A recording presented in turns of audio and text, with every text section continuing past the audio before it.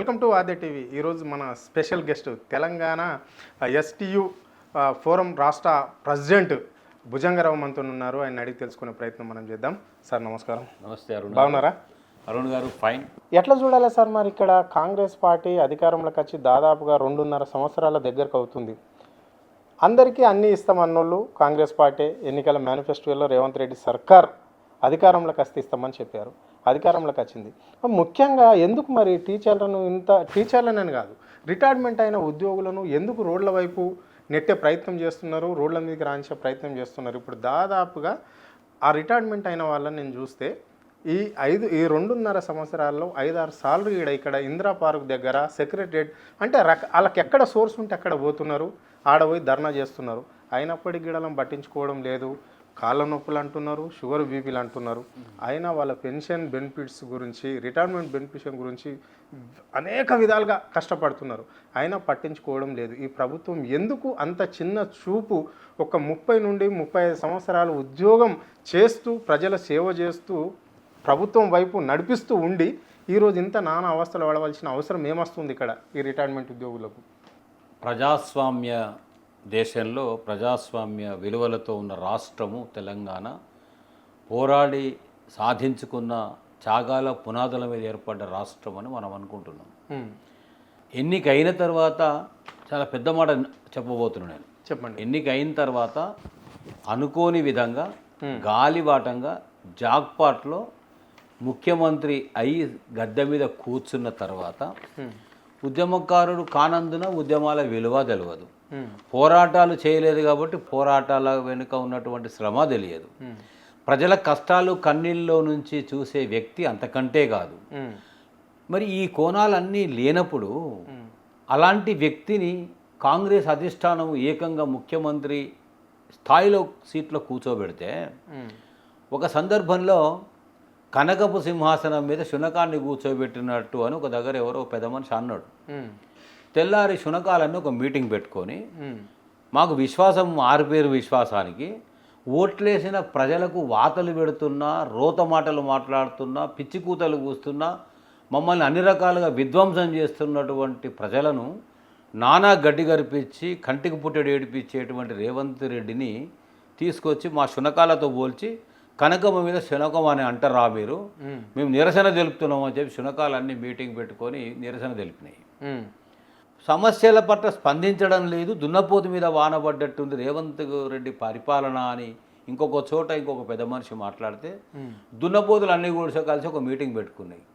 శ్రమకు మారుపేరు, మేము శ్రమకు మారుపేరు, కష్టపడతాం, మెడ మీద బండి పెట్టినా, నాగలి పెట్టినా, గొర్రు పెట్టినా కష్టపడతాం, పని చేస్తాం, మమ్మల్ని సాదుకునేటువంటి రైతుల డొక్క నింపే పని చేస్తాం, సంపాదించుకున్నటువంటి సంపద కొల్లగొట్టకపోం, మేము నిలువ నీడ దాచుకునేటువంటి కొంపలను కూలగొట్టం మేము.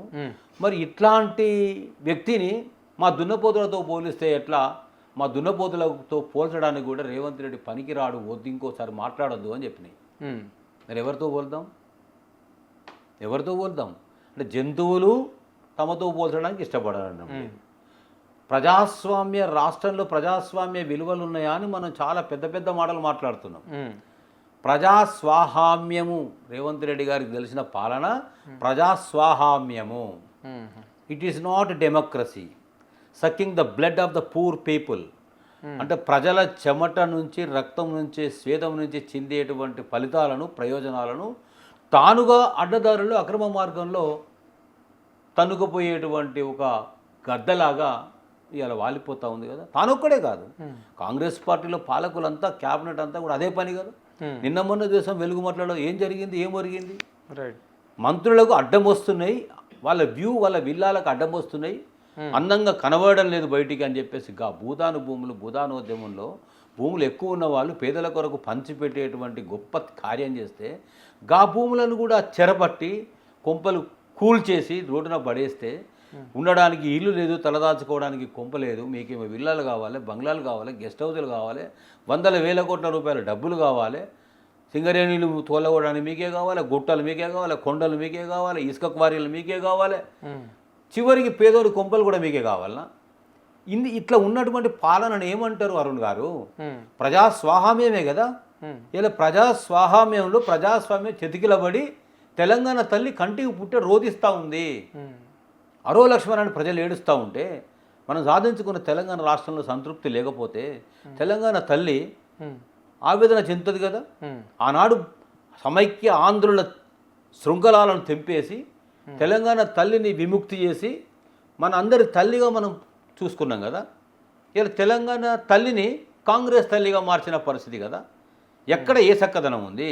అందులో భాగంగా పాపం మేమంతా కూడా ప్రత్యేక రాష్ట్రం కావాలి, మన కష్టాలు తీరుతాయి, మన కడగాలు తీరుతాయి, నిరుద్యోగులకు ఉద్యోగాలు వస్తాయి, మన నీళ్లు మనకే, మన నియామకాలు మనకే, మన నిధులు మనకే అనే దాంట్లో ఆనాడు రిటైర్డ్ వాళ్ళు కూడా రైలు రోకో చేశారు, రాస్తా రోకో చేశారు, వంట వార్పు చేశారు, రోడ్డు మీద ఉద్యమాలు చేశారు కదా. మరి కేసీఆర్ గారి పరిపాలన వచ్చిన తర్వాత తొలి ముఖ్యమంత్రిగా తాను రిటైర్డ్ వాళ్లకు అనుకోకుండా ఒక ఇంక్రిమెంట్ వరాన్ని ప్రసాదించాడు. మరి ఆనాడు 2014 నుంచి 2019 2023 వరకు మధ్యకాలంలో రిటైర్ అయినటువంటి వేల మందికి ఏ ఒక్కరైనా ఏనాడైనా మా రిటైర్మెంట్ డబ్బులు రాలేదు, మేము ఇబ్బంది పడుతున్నాం అనే వార్త కానీ మనిషి కానీ మనం చూసినామా? కనబడ్డదా? కనబడలేదు, వినపడలేదే. అంటే సకాలానికి ఎవరికి రావాల్సిన వాళ్ళకి వచ్చినాయి కదా. ఆనాడు ఈ బాధ కష్టాలు లేవు కదా.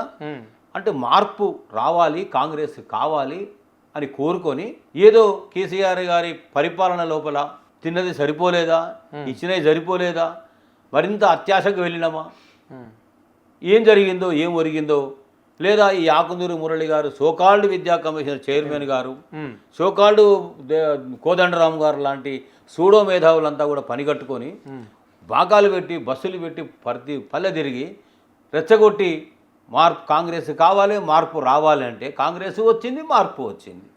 కానీ మార్పు ఇట్లా ఉంటుందని ఊహించలేదు కదా. దెబ్బతిన్నదంతా కూడా ఓట్లేసినటువంటి వాళ్ళే కదా. మొన్న ఒక ఊరికి పోతే ఒక అతను అంటున్నాడు, చెప్పు తీసుకొని కొట్టుకుంటుండే ఆయన ఎందుకు సార్ చెప్పు తీసుకొని కొట్టుకుంటున్నావు అని ఆ రైతును అడిగితే, మరి ఎవరిని కూడా వాళ్ళ కొట్టాలి, రేవంత్ రెడ్డి ఉంటే మరి నేను చెప్పు తీసుకొని ఆయనే కొడుతును, నేను పోయే అవకాశం లేదు, నాకు దొరికే అవకాశం లేదు కదా. ఓట్లు వేయమని గాడిద కొడుకులు ఆనాడు బస్సులు యాత్ర చేసిన వాళ్ళు, మైకులు పెట్టుకుని తిరిగిన వాళ్ళు అంతా కూడా ఆనాడు తిరిగిన వాళ్ళు ఓటేయమని చెప్పిన వాళ్ళు ఎవరు కనబడతలేరు కదా అని వాళ్ళు అంటా ఉన్నారు.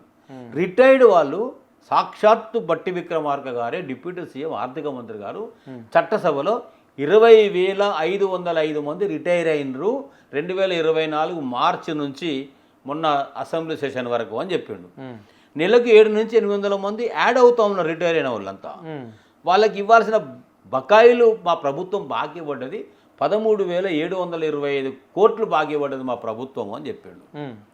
మరి మీరు బాకీ పడ్డప్పుడు రిటైర్డ్ వాళ్ళ బాధలు, ఇక 1,20,30,000 రూపాయల ఉద్యోగం వచ్చేటువంటి ఒక ఉద్యోగైనా ఉపాధ్యాయుడైనా పెన్షన్ వస్తుంది అని అంటే రిటైర్ అయ్యిండు అంటే ఆ వేతనం 40,000కు పడిపోద్ది. అంటే 80,000 రూపాయలు జీతము బాయ్, సర్వీసు అయిపోయి 61 సంవత్సరాలు నిండగా రిటైర్ అయిపోయి. నా రిటైర్ అయితే నా డబ్బులు వస్తే నా బిడ్డ పెళ్లి చేస్తా అనుకునే, మరి బిడ్డ పెళ్లి ఏంటి చేయాలి? నా కొడుకును విదేశాలకు పంపించుకుంటా, నా కొడుకును ఉన్నత చదువు చదివిస్తా, నా కొడుకును గ్రూప్ 1 కోచింగ్ పంపిస్తా, నేను ఇల్లు కట్టుకుంటా, ఇల్లు కొనుక్కుంటా అని అనుకున్న వాళ్ళ ఆశలు కోరికలు ఏం నెరవేరతలేవు కదా. ఇవన్నిటికి తోడుగా ఈ టెన్షన్తోని ఆందోళనతోని డబ్బులు రావడం లేదు, మా డబ్బులు మాకు ఇవ్వడం లేదనే బెంగతోని మంచం పడితే రోగాల బారిన పడ్డారు కదా. క్యాన్సరు, మూత్రపిండాల వ్యాధులు, ఒక ఏఎస్ఐ, ఒక ఎస్ఐ, ఒక టీచరు, ఒక ఎంఆర్ఓ, ఇలాంటి వాళ్ళని సంఘటనలు పేపర్లలో చూశాం కదా. దాదాపుగా రాష్ట్ర వ్యాప్తంగా 70 మందికి పైగా 72 మంది ఆర్తనాదాలు పెడుతూ అనాథలుగా మిగిలిపోయి చనిపోయింది కదా. వాళ్ళ గోస, వాళ్ళ ఉసురు ఉత్తగపోతుందా రేవంత్ రెడ్డి గారు? నీకు నీ క్యాబినెట్కు తగులుతుంది కదా. ఇస్తున్నామని చెప్తున్నారు కదా, 200-300 కోట్లేమో, 300 కోట్లు 400 కోట్లు ఇస్తున్నాము మంత్లీ అని చెప్పి. నేనేమంటున్నా, నెలకు 700 కోట్లు ఇస్తే ఎన్ని నెలలు, ఎన్ని సంవత్సరాల్లో ఇది సరిపోవాలి. ఇక పైగా ఈ పాలకులు ఏం మాట్లాడుతున్నారంటే, ఈ పాపం మాది కాదు, గత ప్రభుత్వానిది, 3 సంవత్సరాల కాలం పెంచిన కేసీఆర్ గారు ఆర్థిక భారం తప్పించుకొని పోయిండు అని అంటున్నారు. నేను చెప్పిన చాలామందికి ఇప్పుడు మీ ఛానల్ ద్వారా కూడా చెప్తా ఉన్నాను. చెప్పండి. 2023 డిసెంబర్ వరకు గత ప్రభుత్వం అధికారంలో దిగిపోయేంత వరకు నాబోటి వాళ్ళంతా కూడా చాలామంది రిటైర్ అయ్యారు కదా. అంటే సంఖ్య తక్కువ ఉండొచ్చు కాక మరి మా అందరికి డబ్బులు వచ్చినాయి కదా, బెనిఫిట్స్ వచ్చినాయి కదా. ఆఫ్ కోర్స్ ఇక 3 ఏళ్ళు ప్రభుత్వం ఎందుకు పెంచింది అని అంటే, కానీ నీవు కూడా మొన్న ఏం చేసినావు జేఏసీని వీళ్ళు చర్చల్లో, నేను మళ్ళీ 3 ఏళ్ళు సమయం పెంచుతా అని అన్నావు. లక్షలాది మంది నిరుద్యోగులు రోడ్లపై ఉన్నారు. గత ప్రభుత్వం న్యాయం చేయడం లేదని మీ తప్పుడు మాటలు అసత్య ప్రచారాలు పట్టుకొని బడిబడి ప్రతి ఊరు తిరిగి అవ్వ తాతకు చెప్పి ఈసారి కాంగ్రెస్కు ఓటేయండి, మా పెద్ద కొడుకు మాకు అన్ని ఇస్తున్నాడు, మమ్మల్ని దాస్తున్నాడు, పెన్షన్లు ఇస్తున్నాడు, అన్ని ఆదుకుంటున్నాడు, రైతు బంధు ఇస్తున్నాడు, రైతు భరోసా ఇస్తున్నాడు, రుణమాఫీ చేస్తున్నాడు, మేము మా పెద్ద కొడుకే ఓటేస్తామని అవ్వ తాతలు చెప్తే, ఈ ఒక్కసారి నా కొరకు వేయండి, నాకు ఉద్యోగం వస్తుంది, ఉపాధి వస్తుంది, నాకు ఉద్యోగ అవకాశం రాలేదు, ఈ ప్రభుత్వంలో మార్పు వస్తుంది అని అంటే నీ మాటలు నమ్ముకొని ఓటేసారు. ఓటేసిన పాపానికి నిరుద్యోగులకు అవకాశాలు రాకపోగా ఎన్నడూ చేయని దాష్టికం, పోలీసు వాళ్ళని మోహరింపజేసి లాఠీలు చేతికిచ్చి వీపులు బలగొట్టి తలలు బలగొట్టి చేతులు ఎరగొట్టి రక్తాల కారే విధంగా రక్త తర్పణం చేశారు కదా. ఇదా మీ పాలన వైఖరి, ఇదా మార్పు? అయ్యా రేవంత్ రెడ్డి గారు, చిన్న వయసులో ముఖ్యమంత్రి అయినావు, అనుకునేనవా కాకుండా అయినావు, మొత్తం మీద ఉద్యమం చేయకపోయినా, పోరాటం చేయకపోయినా, రైఫిల్ రెడ్డి అయినా, పోరాటాలు చేయకపోయినా, జై సమైక్యాంధ్రకు తొత్తుగా ఉన్నా, పరిపాలనలో నువ్వు ప్రజల సంక్షేమాలు చూడకపోయినా కూడా మేము అందరం ఏం కోరుకుంటున్నామంటే ఇవాళ ఆ భగవంతుడు నీకు మానసికంగా మార్పులు తీసుకురావాలి, మానసిక పరివర్తన కలగాలని కోరుకుంటా ఉన్నాం.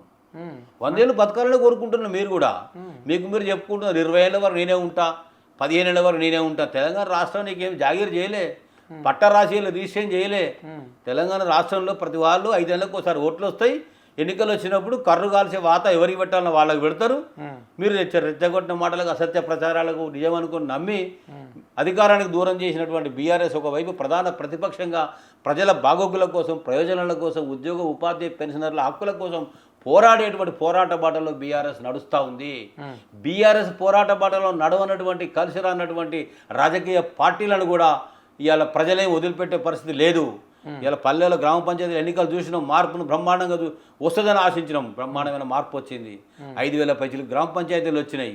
ఇలా మున్సిపాలిటీలు తక్కువేం రాలే, కానీ మున్సిపాలిటీలు అనుకున్న మేరకు ఎందుకు ఫలితాలు రాలేదని నా బోటి కూడా బాధపడుతున్నాడు. ఉద్యోగులే కదా అక్కడుంది, ఉపాధ్యాయులే కదా అక్కడుంది, పెన్షనర్సే కదా అక్కడుంది, చదువుకున్నవే కదా వాళ్ళమే కదా, లోక జ్ఞానం చెప్పే వాళ్ళమే కదా, హితవు చెప్పే వాళ్ళమే కదా, మరి మనకేం లోపం ఉంది?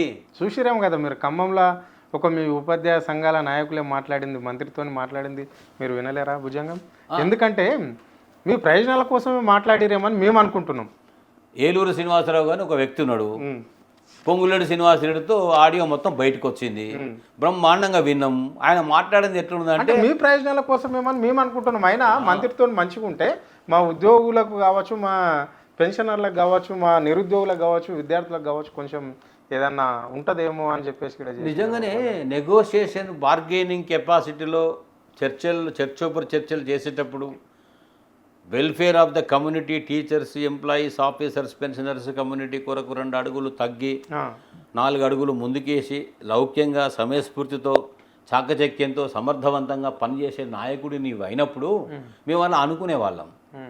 కానీ నీ గురించి వ్యక్తిగత నేపథ్యం కానీ, నీ చుట్టూన్నటువంటి పరిస్థితులు కానీ, నీ నాయకత్వ వైఖరి గురించి కానీ తెలిసినటువంటి సమాజం నీ చుట్టూ ఉన్నప్పుడు నేను ఎందుకొరకే మాట్లాడినంటే నమ్మేది ఎవరు? తాటి చెట్టు కింద కూర్చొని నేను కళ్ళు తాగలేదు పాలే తాగినా అంటే అవి తెల్లగానే ఇవి తెల్లగానే ఉంటాయి, కానీ వాసనలో తేడా ఉంటుంది కదా. రైట్. తాగినోడు మూతి వాసన చూసినా కూడా వస్తుంది కదా. ఆ ఆడియో లోపల మనకేం వినబడింది? అయ్యా పొంగులేడు శ్రీనివాసరెడ్డి గారు, మీకోసమే మేమున్నది, స్వామి భక్తి పరాయణులము, సేవకులము, మేము కట్టుబానిసలము, మీకోసమే మేము సేవ చేస్తున్నాము, మిమ్మల్ని గెలిపించడమే మా ఉద్దేశము, మా జీవితము, మా లక్ష్యం అనే విధంగా బొక్కబోర్లా పడి చెతికిలబడి పాదాక్రాంతుని మాట్లాడేటువంటి సందర్భము ఏం గతి అని అడుగుతున్నా నీకు. ఏం గతి అంటున్నా, వ్యక్తిగత ప్రయోజనం కాకపోతే ఇది ఏంది అని అడుగుతున్నా నేను. ఎవరిచ్చారు నీకు అట్లా? అందరితో ఓట్లు వేయించాలి, అనుకున్న కాడ వేయించాలి, అందరిని ఏమార్చాలి, ఒకవైపు పట్టుకపోవాలనేటువంటి చొరవ, అధికారం, హక్కు నీకు ఎవడిచ్చుడని అడుగుతా ఉన్నా. నువ్వు బానిసవైతే కావచ్చు కాక నీలాంటి వ్యక్తి నాయకత్వానికి పనికి రాడు అనేటువంటి విషయం తేలిపోతుంది కదా, అర్థమవుతుంది కదా. అదే రేవంత్ రెడ్డి గారు డైరీ ఇనాగ్రేషన్కి పోయినప్పుడు ఏమన్నాడండి? డైరీ ఇనాగ్రేషన్కు జేఏసీలో 206 సంఘాలు ఉన్నప్పుడు అందరి సమస్యలు అందరి హక్కులు అక్కడ ఉన్నప్పుడు నీ ఒక్క వేదికకే వచ్చి నీ వేదికలోనే ఒక డిఏ ఇస్తున్నా అని ముఖ్యమంత్రి ఎట్లా ప్రకటించిండు, నువ్వు ఇక్కడనే ప్రకటించావు ఎట్లా చెప్పించగలను అంటున్నా. ఇవాళ టీఎన్జిఓస్ చైర్మన్ సంఘం మారం జగదీశ్వర్ ఉన్నాడు ఆడ, మరి మేము ఆయన ఎందుకో లేడు. తర్వాత చెప్పిండు ఆయన, మేము ఇప్పటిదాకా శేషాద్రి గారి దగ్గర పోయి ఫైల్ సంతకం చెప్పించింది మేము, ఫైల్ సర్క్యులేషన్లో చూసింది మేము, మాకు తెలియకుండా రేవంత్ రెడ్డి గారు అడిగి డిఏ డిక్లేర్ చేసిండు. ఇలా ఏలూరు శ్రీనివాసరావు గారు ఒక్కరే డిఓ ఇప్పించినోడు అయిపోయాడు, మేమందరం అడ్డుగొడ్డలం అయిపోయినామని తను కూడా బాధపడ్డాడు కదా. ఎక్కడ పోయినాయి మా ఉపాధ్యాయ సంఘాలు? లక్షలాది మంది ఉన్నాం కదా. 3-4 లక్షల మంది పెన్షనర్స్ ఉన్నారు, 1,50,000 మంది వర్కింగ్ టీచర్స్ ఉన్నారు. వీళ్ళందరూ కనపడలేదా నీకు? అందరం కలిసి పోరాడినప్పుడు సమిష్టిగా ప్రయోజనం రావాలి, అందరి సమక్షంలో ఉండాలనే తెలియఎందుకు లేకుండా పోయింది. ఇవన్నీ కూడా విజ్ఞులమైనటువంటి ఉపాధ్యాయులు టీచర్స్ వర్కర్స్ అంతా గమనించే పరిస్థితి ఏం లేకుండా పోలే, అందరు చూస్తున్నారు, అన్నీ తెలుస్తున్నాయి. నేను ఒకటే ఏం చెప్తున్నా అంటే వ్యక్తిగత ప్రయోజనాల కోసము మీరు చేసుకోండి, వెనక ఏం చేసుకుంటారో మాకు అవసరం లేదు. కానీ అందరి ముందు నిస్సిగ్గుగా నిర్లజ్జగా మీద ఆడియో ఏదైతే బయటకు వచ్చిందో నాబోటి వాళ్ళకు కూడా మనస్తాపం కలిగింది. సిగ్గు విడిచి ఇంత మాట్లాడేవి తప్ప చరిత్ర నాకు 63 ఏళ్ళ వయసు, మరి నేనైతే అట్లాంటి వ్యక్తులను చూడలే. మరి ఇట్లాంటి పరిస్థితి మాత్రమే దాపురించింది. దాన్ని ఏ రకంగా అర్థం చేసుకోవాలో ఆలోచించండి మీరు.